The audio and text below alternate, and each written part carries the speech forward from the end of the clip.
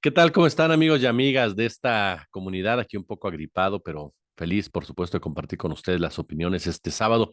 Oigan, a ver, tenemos que hablar de la criminalización de los movimientos sociales, de la protesta, de las acciones represoras por parte de una élite política y policíaca que como primera medida ante diversas situaciones ejercen un exceso de fuerza y aplican literal todo el peso de la ley en contra de la ciudadanía.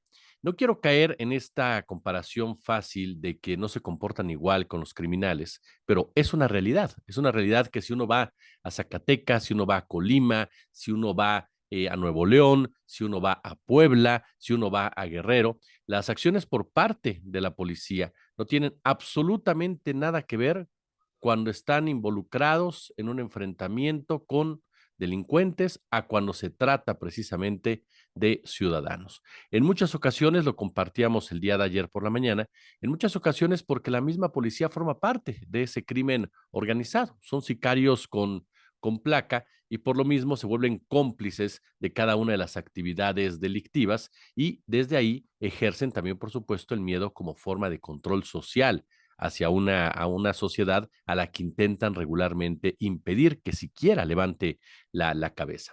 Lo que vimos en Guerrero con esta agresión, con este ataque a dos estudiantes de la normal rural Raúl Isidro Burgos, lo que vimos en Zacatecas en contra de las feministas, lo que vimos en Colima, lo que vimos en Puebla, lo que vimos en el estado de Nuevo León, es similar a lo que hemos visto, por ejemplo, en Veracruz en la época de Javier Duarte, recuerdan, con Arturo Bermúdez, este jefe policíaco que un día sí y otro también llegaban reportes de la desaparición de jóvenes, por ejemplo, jóvenes que tenían la mala suerte de toparse con una patrulla de la policía estatal y no volver a ver a sus padres. Yo recuerdo particularmente el caso de Minatitlán, un grupo de 5 muchachos que salió de su casa, se toparon con un retén policíaco, la policía los agredió, los muchachos obviamente pues no se dejaron agredir y nunca más se supo nada de ellos. Eran 3 muchachos y 2 muchachas. Fue gracias al padre de uno de ellos que el escándalo llegó a la prensa nacional y a partir de ahí comenzaron las exigencias por parte de diversos colectivos en torno a qué había pasado con este grupo de chicos. Finalmente se dio a conocer la responsabilidad policíaca y sí, quitaron al jefe de policía local, algo por el estilo, pero jamás llegaron hasta la cabeza, porque uno, rascándole, indagándole, pues te topabas con declaraciones de los mismos uniformados de Veracruz que te decían, Jesús, el jefe policíaco es Arturo Bermúdez y la orden de Arturo Bermúdez es no permitir que los chamacos hagan ningún tipo de berrinche, porque así lo catalogan ellos. Te vas, por ejemplo, a Chiapas y es el mismo comportamiento de las fuerzas del orden. Oaxaca, el caso que les platicábamos, ¿no? La policía agrediendo a una mujer sumamente pobre que andaba recogiendo leña para tener algo que llevarle a sus hijos para cenar, para ahorrarse unos centavos. Llegó todo un operativo policíaco acusándola de talamontes. ¿Qué me dicen? Y mire que su servidor ha acompañado casos eh, de gente que se nos acerca, nos hace el favor y nos dice, oye, mi hijo está detenido, ¿qué le pasó a tu hijo? Pues, ¿sabes qué? Iba caminando por la noche, se le acercó una patrulla, lo empezaron a seguir, lo empezaron a provocar, mi hijo se voltea, responde, lo agarran, lo trepan y lo llevan a la cárcel. Y después lo acusan de narcotráfico, lo acusan de secuestrador, lo acusan de que andabas robando celulares y demás. Este comportamiento de la policía, por ejemplo, en manifestaciones, hay mucha gente que me dice, Jesús, es que se tornan violentas. Podemos discutir si es correcta o no es correcta, si es violencia o no hay violencia necesaria. Ese es motivo de otro tema. Pero hay gente que me dice, la policía no está preparada para esas situaciones. Ahí yo difiero, te voy a ser muy honesto. Yo creo que no es el problema central. Yo creo que muchas de las policías sí están preparadas para enfrentarse a manifestaciones de esa índole. Incluso viendo sus programas de preparación, te das cuenta que muchas de ellas cumplen precisamente con esos parámetros y que cuando lo quieren hacer, lo hacen. Los encapsulan, los llevan en el caso de la Ciudad de México, a la lateral del periférico, por ejemplo. En Puebla hemos visto también cómo encapsulan a algunos y los retiran de la zona que no quieren que estén. En Nuevo León, exactamente igual. A mí me parece que es más bien ese ADN represor que tiene precisamente gente como David Monreal, como Samuel García, como Indira Vázquez, como la propia Belín Salgado. Es decir, hay gobernadores, sin importar el sello partidista, que tienen ese concepto también desde la política de ejercer fuerza ante movimientos sociales que realmente simbran sus intereses.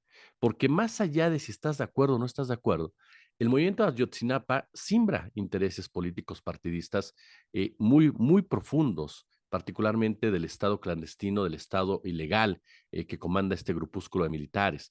El movimiento feminista, estés o no estés de acuerdo, simbra a un sistema que es totalmente patriarcal y que ejerce el control regularmente del día del día a día. Entonces son movimientos junto con los de los campesinos, junto con los de los activistas en materia de derechos humanos, que van en contra directamente, esto sí, en contra del poder económico, el poder económico criminal principalmente, y que por lo mismo se convierten de verdad en enemigos de estas estructuras totalmente corroídas, totalmente represoras, quienes aprovechan este tipo de circunstancias para poner mano dura en su estado y replicar el concepto de Gustavo Díaz Ordaz o de Luis Echeverría Álvarez, ¿no? De que el orden a costa de lo que sea.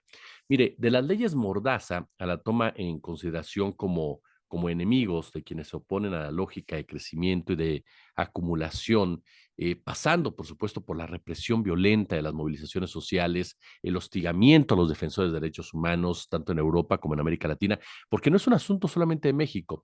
Tenemos múltiples ejemplos de cómo se está ejerciendo la criminalización del derecho a la protesta. En las últimas décadas, diferentes colectivos sociales, centros de investigación, organizaciones defensoras de los derechos humanos han documentado y sistematizado las formas variadas en las que puede operar la criminalización de la protesta, particularmente, ojo con esto, particularmente en gobiernos de derecha.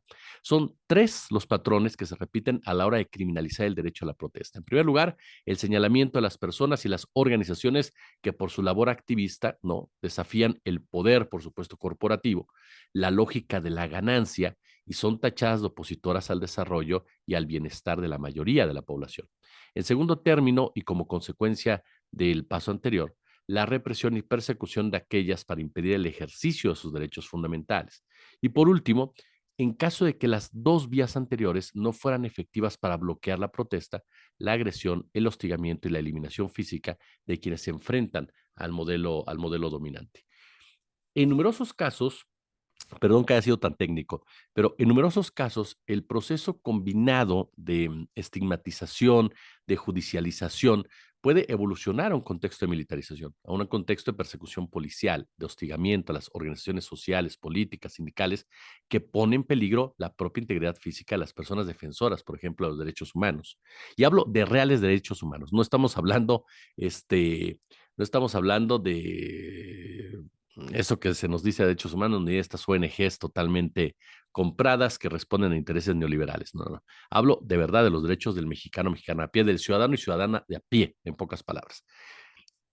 Bajo el pretexto, mire, fíjate bien, bajo el pretexto de combatir al crimen organizado y al narcotráfico, la normativa de la guerra contra el narco de Felipe Calderón, ustedes recuerdan, se prestó para criminalizar la protesta social. Y eso es ahora muchas cosas que los panistas no se quieren acordar. Pero la guerra contra el narcotráfico fue la intensificación de la criminalización de la protesta social, el buscar controlar las movilizaciones de los sectores empobrecidos, que en las últimas 3 décadas del neoliberalismo han sido fundamentales para democratizar una sociedad, porque han comenzado a exigir, y lo vimos en 2018. Durante el mandato de Felipe Calderón Hinojosa, la militarización de las ciudades, de las zonas rurales mexicanas, tras el despliegue de las Fuerzas Armadas, deterioraron de forma acelerada la seguridad pública. El país vio crecer el número de arrestos, la violencia contra los jóvenes principalmente, muchos de ellos criminalizados, identificados erróneamente como miembros del crimen organizado, una táctica con la que se pretende legitimar el uso injustificado de la fuerza pública en su contra. Y caray, eh, cuando se dio el caso de Ayotzinapa, de los 43 jóvenes de Ayotzinapa, no pasó mucho tiempo en que se presentó otro escenario también brutal, que incluso en un principio se hizo pasar como un combate contra el crimen organizado, lo recuerdan, Tlatlaya, porque ya vimos que Calderón con este inicio de la guerra contra el narco comienza esta criminalización de los jóvenes, que es brutal. Pero Enrique Peña Nieto, carajo, Enrique Peña Nieto tiene en su agenda los 43, por supuesto, pero la masacre también de Tlatlaya, de 22 jóvenes en el Estado de México, por una unidad del ejército, que en un principio, insisto, en un principio aseguraron que había sido un enfrentamiento parejo, ¿no? Que pertenecían a una banda que cruzaba la frontera desde Guerrero, ¿no? Particularmente la familia michoacana. Sin embargo, cuando comienzan las investigaciones, cuando comienzan los trabajos periodísticos, las armas, ¿no? Pues parecían haber sido colocadas sobre los cadáveres en posturas que emulaban un enfrentamiento. Y poco a poco fueron dándose detalles, declaraciones, testimonios, incluso al interior del propio ejército, de que lo de Tlatlaya había sido precisamente una ejecución. Y estas ejecuciones son solo un ejemplo de cómo el legado de violencia, el mandato de Calderón, permaneció vigente bajo la administración de Peña Nieto. Estos casos de desapariciones y asesinatos representaron expresiones extremas al ataque generalizado contra la juventud que llevamos presenciando durante muchas décadas, muchas, porque partimos del PRI, ese PRI que ahora le quieren lavar la cara, pero fue un PRI represor, por donde se le quiera ver. Le reitero, es cierto, está el 2 de octubre del 68, está el 10 de junio del 71, pero antes la represión a los campesinos, la represión a los maestros, la represión a los doctores, la represión en Madera, Chihuahua. Es decir, no fue, o sea, el comportamiento sistemático del régimen, de este régimen que mutó de un régimen, ¿cómo lo definen ellos? Nacionalista, al régimen neoliberal, jamás modificó su rostro represor, jamás. Cambiaron el aspecto socioeconómico, pero el rostro represor del presidente en turno, todos ellos bajo las siglas priistas y panistas, se mantuvieron exactamente igual.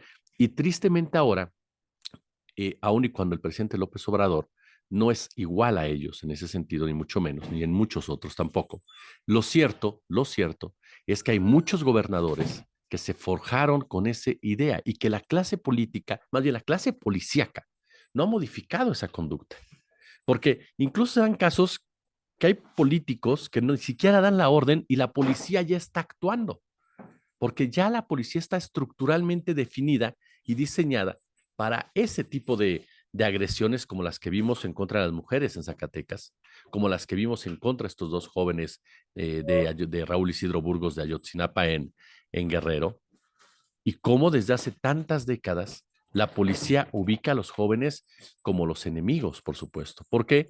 Porque son los jóvenes los que realmente pueden simbrar un sistema que no funcione, porque realmente son los jóvenes los que pueden llevar a otro extremo, ¿no? Las demandas y necesidades precisamente de un país y sobre todo encontrarse en un punto que para mí es determinante y que yo creo que lo vamos a platicar muy pronto, el de la justicia social.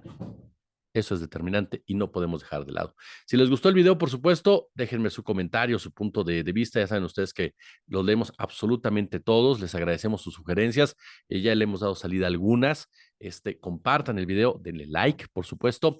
Suscríbanse, denle a la campanita y, si se puede, échenos super chat. Si no, por supuesto, con todo lo demás nos ayudan bastante. Les agradezco muchísimo el favor de su atención y les invito, por supuesto, este fin de semana vamos a subir una nota al ratito de edición y producción de la nueva incorporación del canal, Fabiola Martínez, una nota sobre la corporatocracia, el poder de las corporaciones. Es una nota de 5 minutos, no más, pero en donde abordamos el poder de Black Rock, de Vanguard, y de todo este grupo, ¿no? Que rige los destinos del mundo sin que nadie los haya elegido. Y empresas como Coca-Cola, Nestlé, y cómo, a final de cuentas, todos están en todo porque BlackRock y Vanguard tienen acciones en todos lados, y los inversionistas de ambos andan en Disney y andan en todos lados, son los mismos poderosos son, son los que a final de cuentas, marcan el derrotero. Vamos a evidenciarlos un poco más adelante. Narrativas a las 6:30, ya lo saben, el tema Yotzinapa.